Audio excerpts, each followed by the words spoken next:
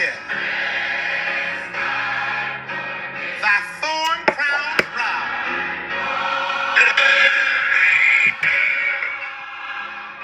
Lead me, Jesus, to Calvary.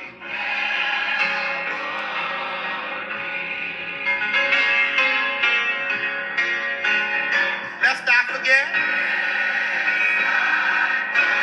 how you prayed on Gethsemane in the garden.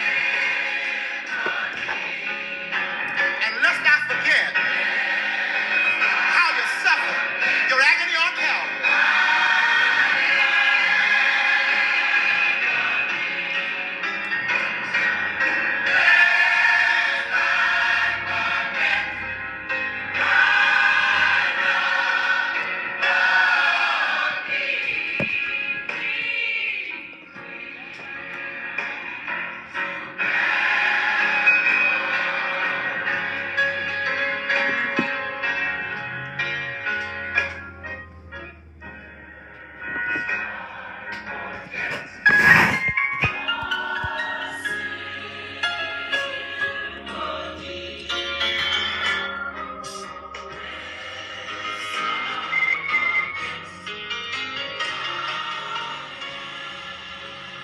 Well, good morning, everybody. Good morning. Good morning. It is an excellent day to serve an excellent God in and with the spirit of excellence.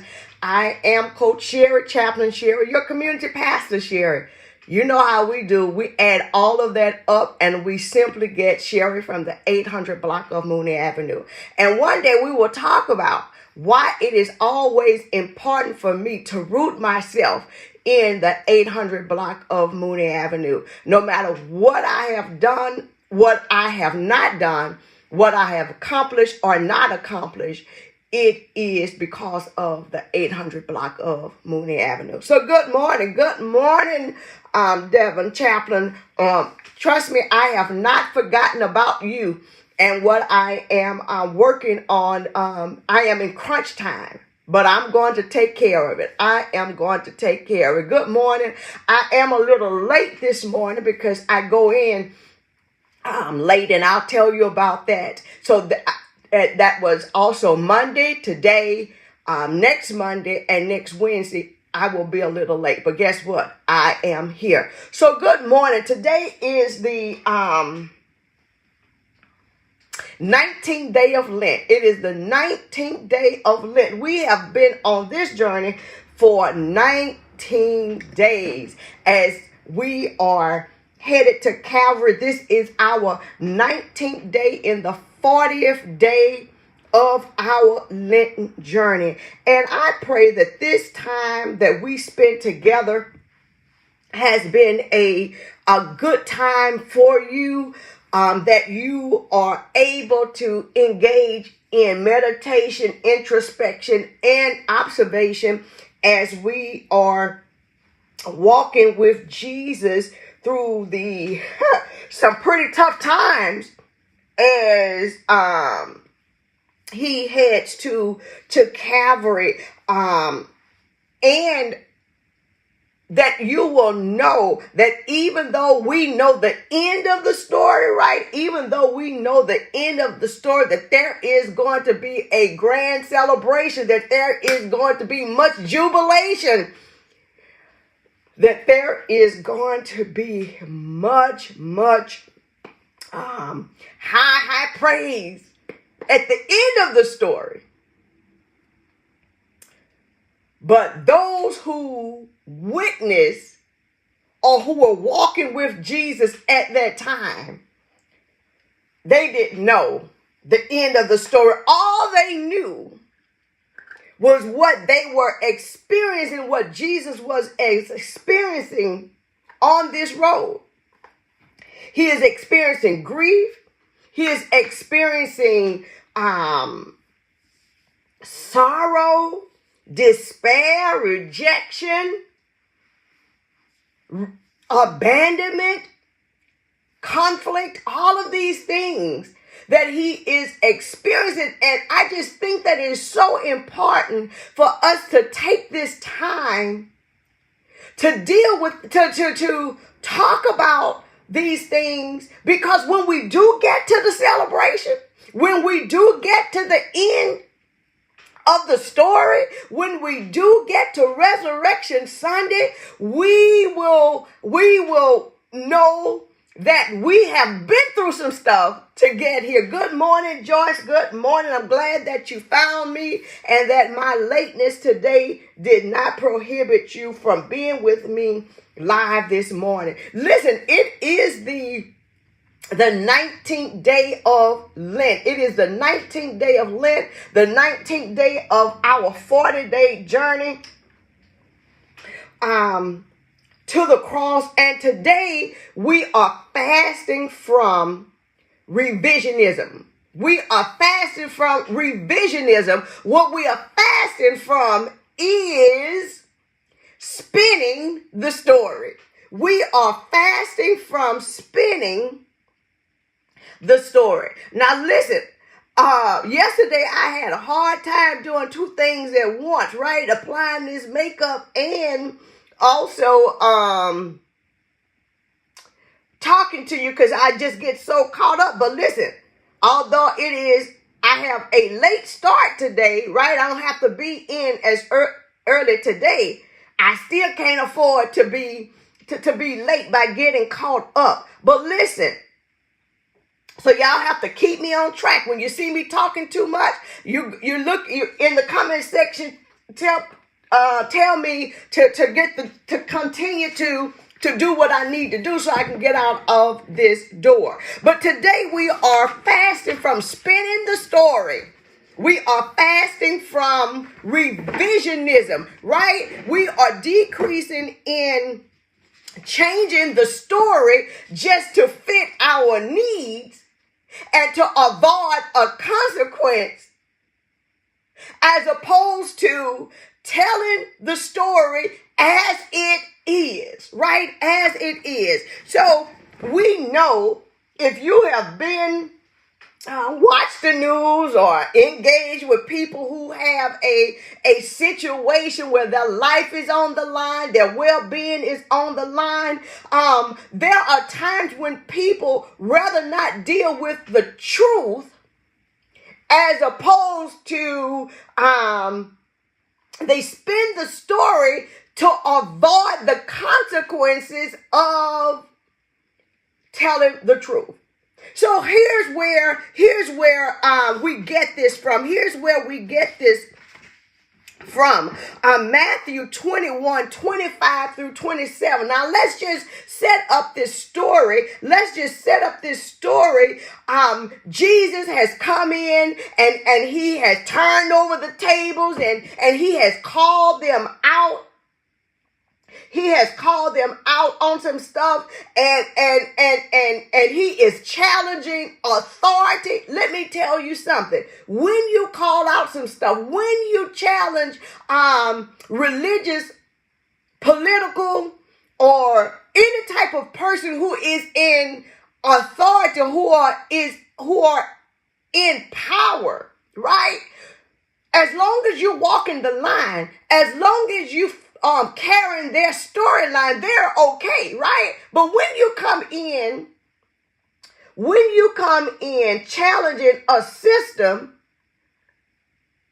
listen, those who are in power will do whatever it takes to maintain power, even if it means removing you. Now, I'll just say that, and I'll let that sit right there, because those who have the power, they control everything and everybody. And they make the rules, they make the laws, come on somebody, that will keep them in power. Look at your federal government. Look at your local and state governments. And those who are in power, they don't care if the rules affect your table. They don't care if the laws affect your pocket. They don't care about those things. I don't care if it's in the church, your house, or the White House. Those who maintain the control or who have the power, they will do it and they will keep it no matter what it costs you. So, are y'all here with me this morning? Are y'all here with me this morning? So when we get to Jesus coming over and acting like a wild man in the temple, those who are in power, the religious rulers, the religious folk who are really got in cahoots with Rome, they were the ones who were making sure that the people stayed in line. So when Jesus challenges them, and he was teaching, listen, Matthew 21:23 says, Jesus entered the temple courts, and while he was teaching, the chief priests and the elders of the people came to him. By what authority are you doing these things? They asked, and who gave you the authority? Who do you think you are coming into our place of business, our establishment? Who do you think you are coming in teaching? Not just teaching, but teaching with authority. Teaching like you know yourself something. Teaching like you don't care who else is there. Who gave you this authority? Because our authority comes, even though we are chief priests, even though we are in charge of the temple, we have become entangled with Rome. We are doing the bidding of Rome. So we want to know whose authority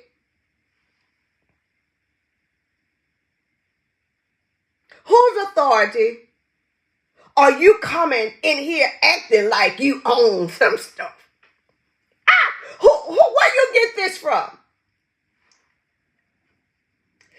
So Jesus does what Jesus does. Jesus responded to their questions with another question.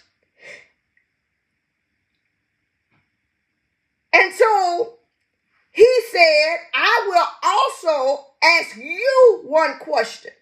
If you answer me, Jesus is strategic and shrewd.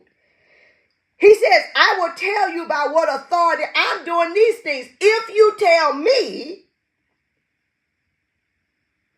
or if you answer my questions, I don't have no problem asking. So you see now, number one, Jesus is a 30-year-old. He's poor. He comes from Nazareth, and he is challenging the rich, the religious, and the ruling class in Jerusalem. On one side, you got Jesus, a poor Nazareth person who comes from Nazareth, and he is challenging the rich, the religious, and the ruling class. Can you see why they want to know whose authority? Who do you think you are? Coming up in us church, asking these kinds of questions and challenging us. Who do you think you are coming into this job asking and challenging us? Who do you think, and whose authority? Where do you get this feistiness from? Where do you get this from? And Jesus said, well, I'll tell you when you tell me.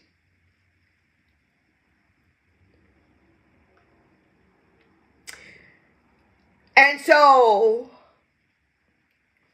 what they do is I told y'all to keep me on track. I told y'all to keep me on track.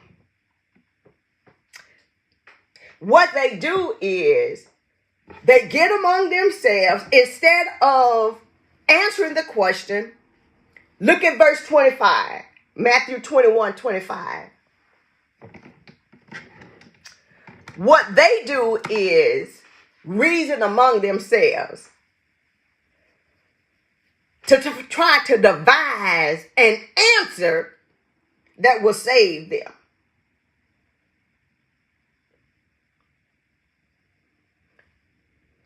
Look at 25.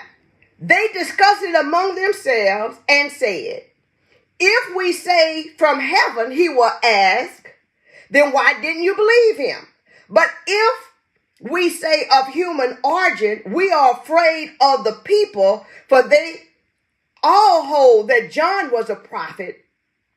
So they simply said, we don't know. They take the easy road out because they don't want the consequences of either side.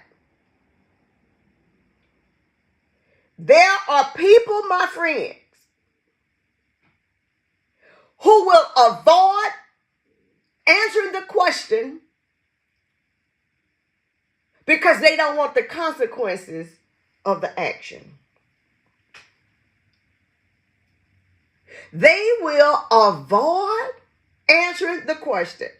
They simply said among themselves, they had a meeting after the meeting.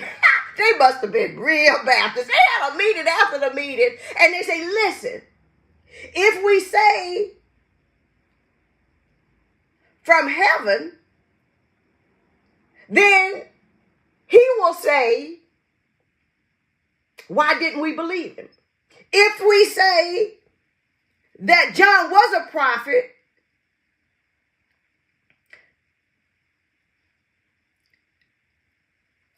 of human origin, we are afraid of the people, for they all hold that John was a prophet.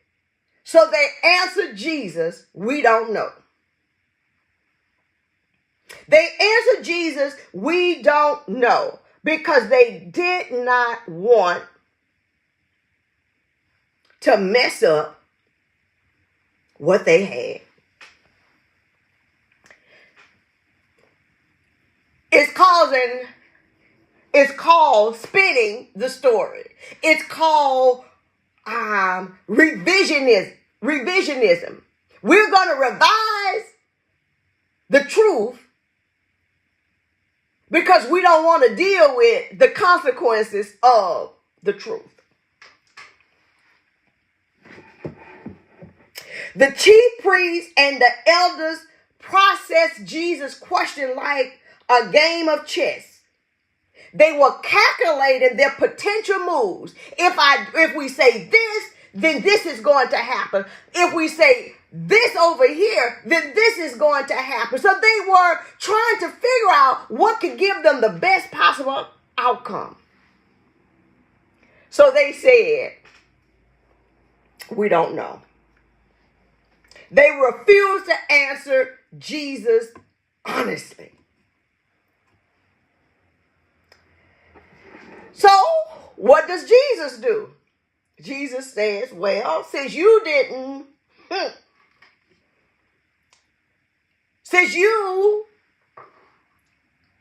answer my question truthfully, Jesus says in verse 27, well, neither will I tell you by what authority I am doing these things. You see, the leaders value their positions more than they value the truth. I'm going to let that sit right there. Because perhaps you know some leaders who value positions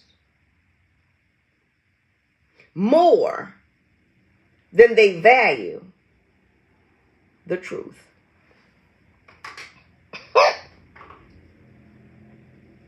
They would rather not call a thing in order to maintain the power. Yes, ma'am, Pastor Joanne. Oh, my friends, we do it all the time. We do it when we know the truth of the word,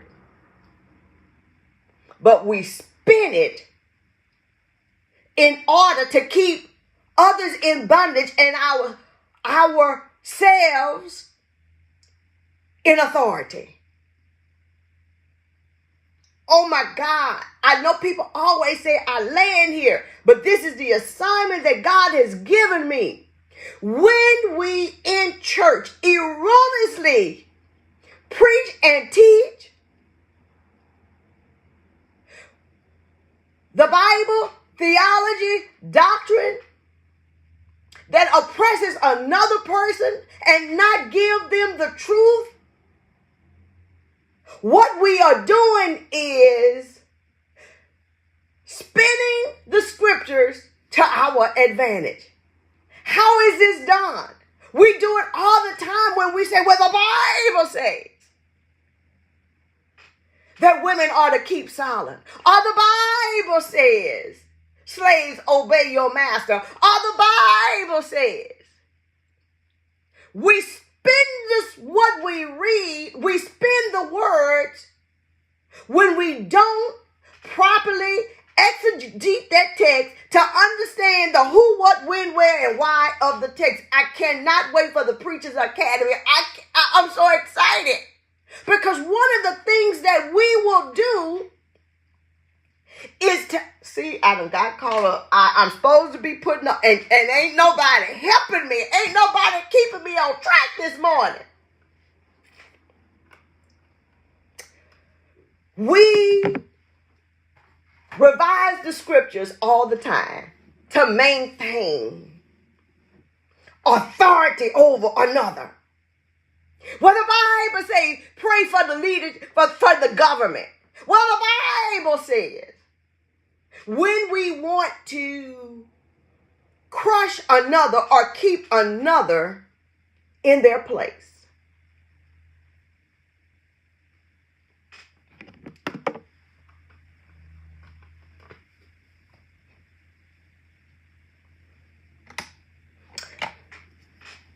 So on this 19th day of Lent, we are decreasing in spinning stories, in revising the truth, in order to maintain popularity with the in crowd. We are decreasing in revising the story or spinning the story to maintain positioning over another. We are decreasing in revising or spinning the story to maintain power and control. We are increasing in telling the truth so that people will be free, so that they can have the abundant life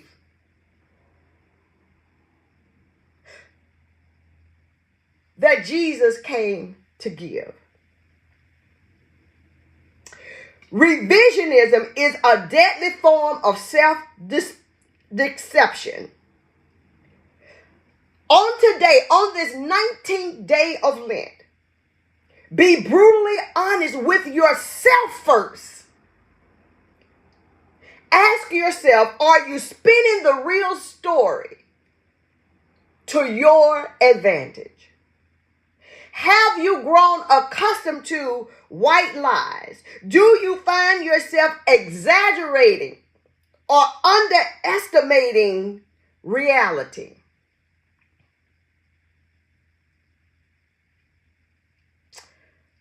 Ask God to help you to walk in truth.